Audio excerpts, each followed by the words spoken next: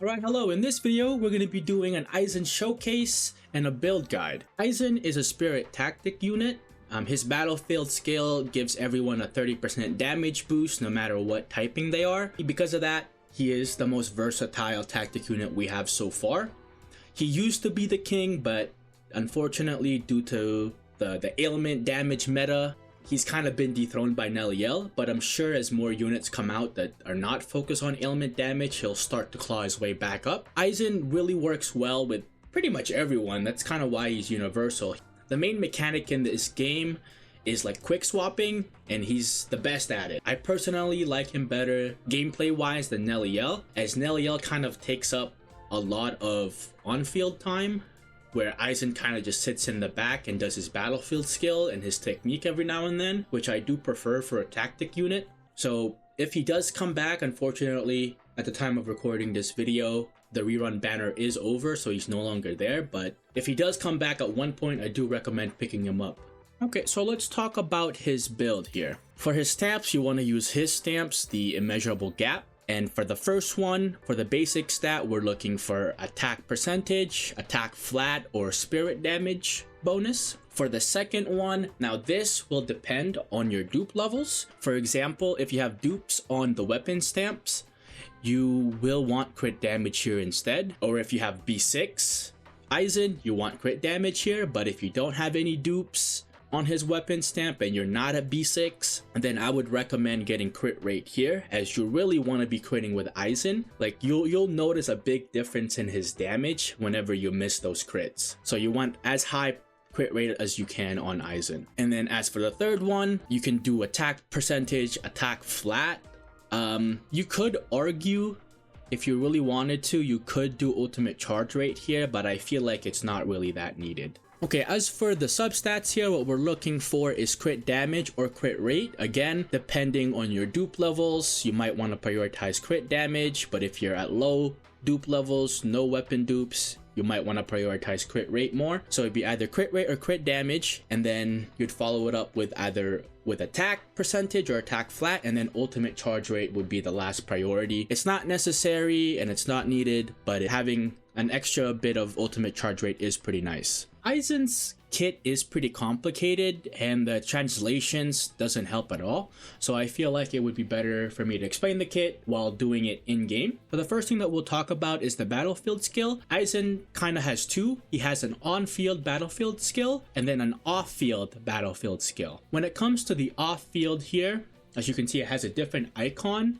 but it also has a bar on the left side, which you can fill up by attacking with a different character, as you can see. Now when it comes to this battlefield skill, you can use it anytime you want as long as it's off cooldown.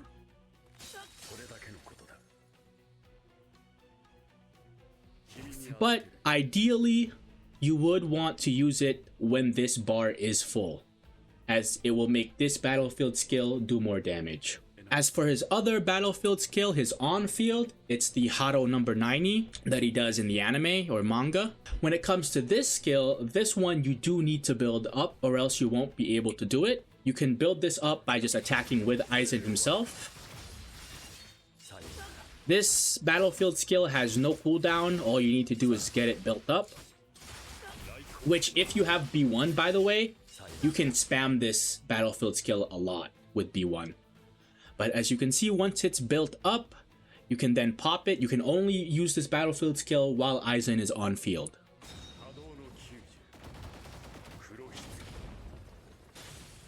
And the next thing we'll talk about is his technique. His technique is pretty simple. He has two forms. So first version of the technique is by pressing it twice. As you can see, he kind of backs up and then goes back into the enemy. And the other version is if you press a technique once and then press the normal attack afterwards, he fires like an energy ball that pulls people together. So that would be a good one to do if you're trying to gather everyone in one spot. And the first one, you can do that if you're trying to reposition. And let's talk about Aizen's ult. With Aizen's ult, much like the battlefield skill, it has two parts. It has an on-field part and an off-field. So let's pop the ult here. So this would be the on-field part of his ult. Whenever you do a combo attack or a technique, I recommend always using the technique. It ends it with a Hado 90. Okay, and as for the off-field part, as you can see, there's now 2 suppression gauges on the left. You want to fill both of those gauges up before you do your battlefield skill, which was replaced because we did our ult. I'm not able to do it there, but you do want to fill that up. Because if you do fill both of them up, the damage on that battlefield skill, it will skyrocket. I'll show you here. So that was when we didn't get it filled up. We'll try it again here. See if we can fill it up this time. So let's pop our ult.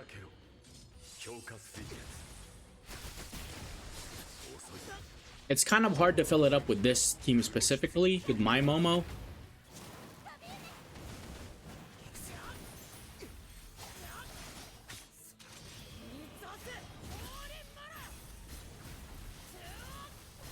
Go, as you can see, it's filled up now and it glows, and if we pop it,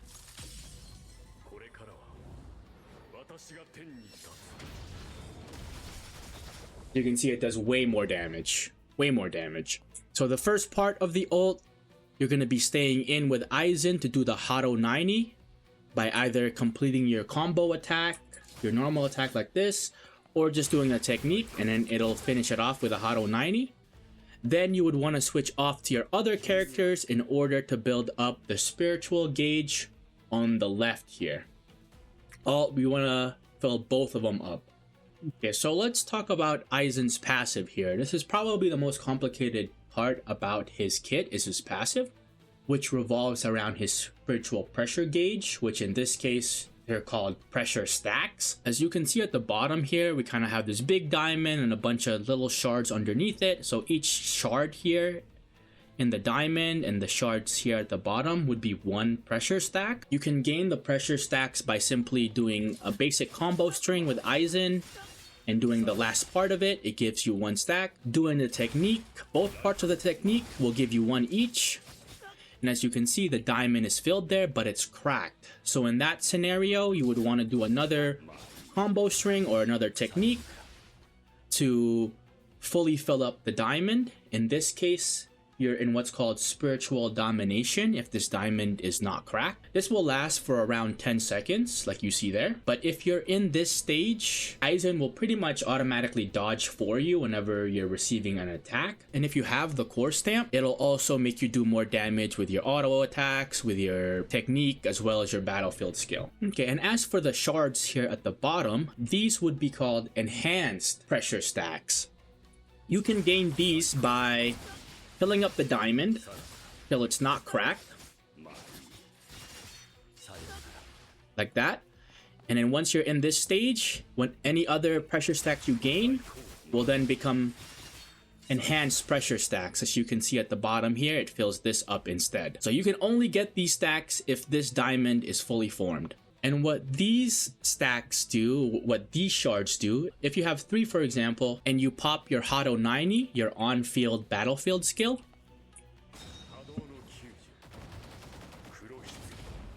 it will then let you switch into any of one of your teammates with a counter. Like so. But let's say you had 6. Let me build up 6 here real quick.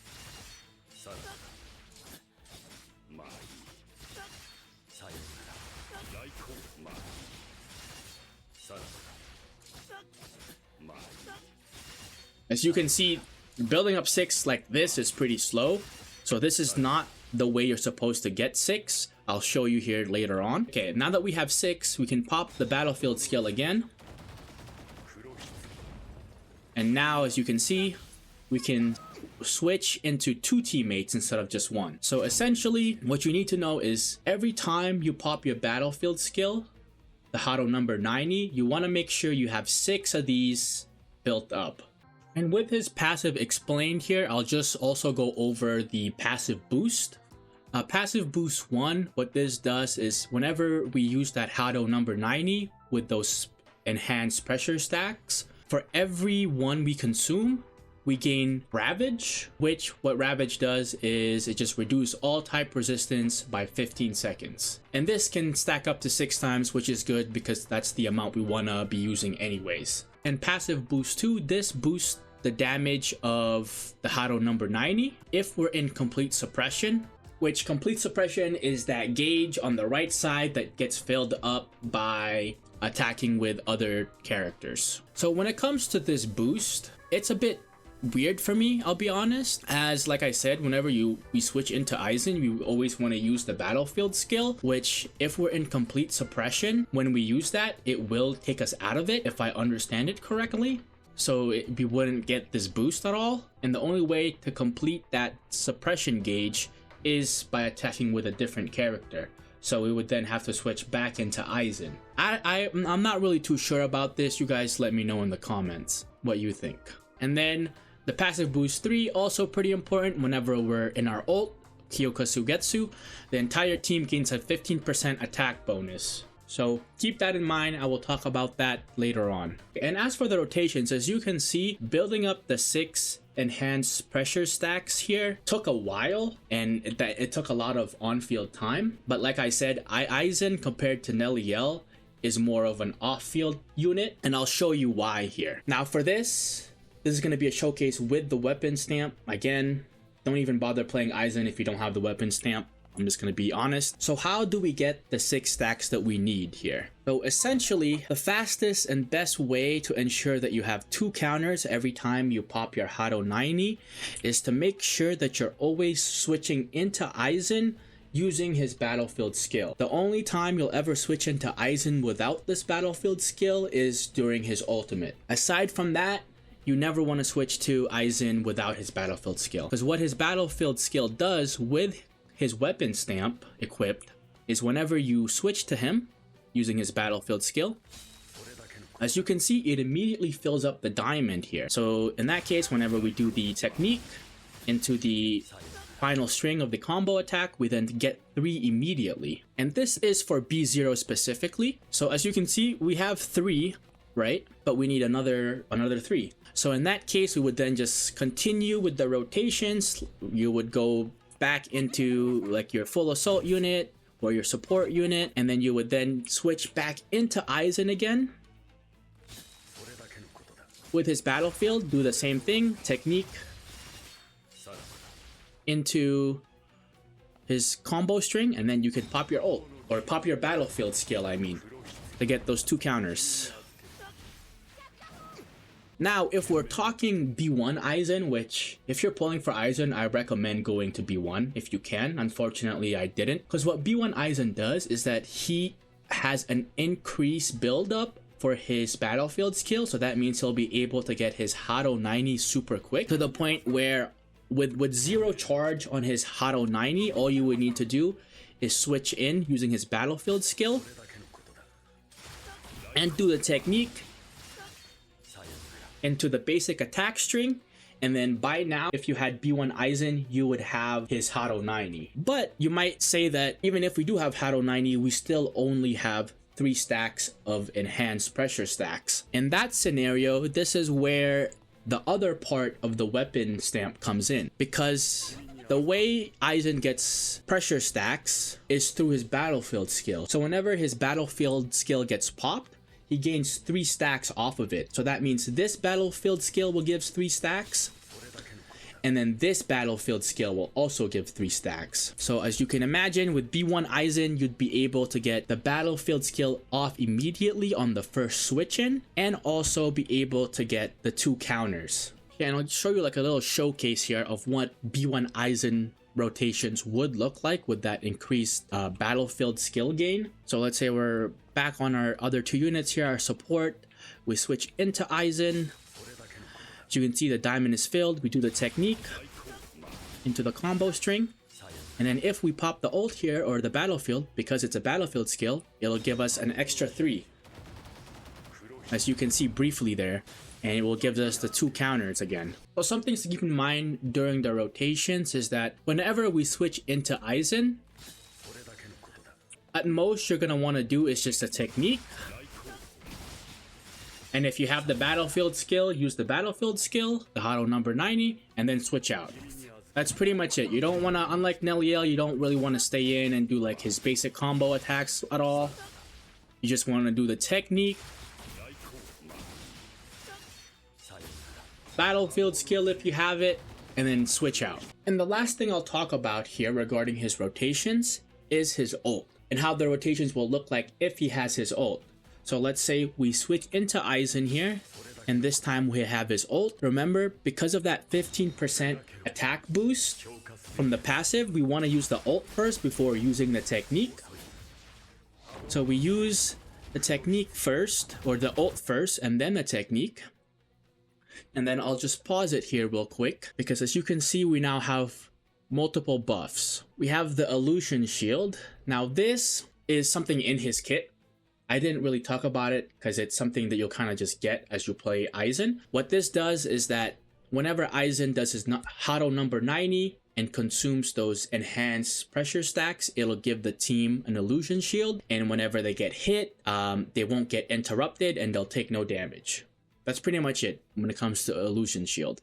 But there's also a different type of illusion that comes from his core stamp, which I'll talk about here really quickly. So his core stamp pretty much only boosts his ultimate and what happens in his ultimate. Specifically, it gives us this illusion here. As you can see, it says it can stack up to 10 times. But if we do a counter attack, a manual counter attack like we have now, and switch into a different teammate, it will then double this illusion stack to 20.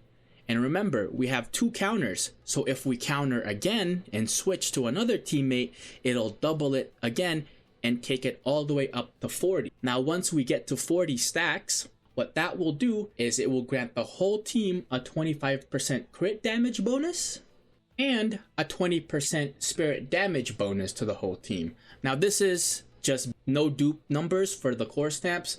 I think if you have max dupe on the core stamp, the crit damage bonus goes up to 50%, and then the spirit damage I think goes up to 40, if I'm correct. It could be more, I'm not too sure. But one thing to keep in mind is that these illusion stacks will only stay, like these buffs will only stay in Aizen's ult. So with that in mind, you want to make sure that if you have any ults like Toshiro, Ichigo, Kenpachi, Gin, you want to pop their ult before Aizen's ult to get the most damage out of them. We'll try it here right now and show you just how the illusion stacks work here. So you can see we have 10, we switch into Momo and it starts building up again. Now we switch into Toshiro, and now we should be able to go all the way up to 40. And another thing to keep in mind, once you're at 40, you can switch to Aizen to get that extra technique damage in, and then pop the battlefield skill.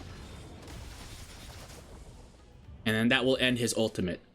And of course, like I said, if you had some type of ultimate during Aizen's ult there, you would want to pop it before doing his battlefield skill and ending his ultimate field to get the most amount of damage. So in that case, if you can, you do want to try to time your full assault unit's ult with Aizen's ult to just maximize the amount of damage you can do. Of course, there'll be scenarios where they won't line up, or you'll have more ultimate charge rate on a certain character, so it's not optimal to wait till both ults are up. But if you ever do get into that scenario where you have Aizen's ult up and you have your full assault units ult up, then do Aizen's ult first, get your 40 stacks of illusion, and then pop your ult on your full assault unit. Aizen probably has the most complicated kit so far that we've seen in a unit, so I hope I was able to explain it clearly. And if there's anything I missed, or if there's anything that confused you guys, just let me know down in the comments. I'll do my best to try to clarify. I hope you guys enjoyed the video, and I'll see y'all next time.